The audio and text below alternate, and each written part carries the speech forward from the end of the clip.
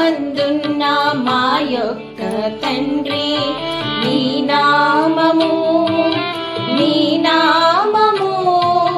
పూజింపబడును గాక. నీ రాజ్యము వచ్చును గాక. మీ చిత్తము పరలోకమందు నెరవేరునట్లు భూలోకమందు నెరవేరుగాక. నానాటికి కావలసిన మాన్నము మాకు నేటికివ్వండి.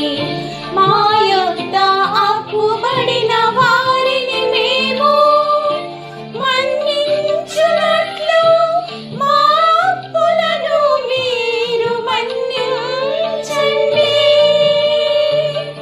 మా అప్పులను మీరు మన్నించండి.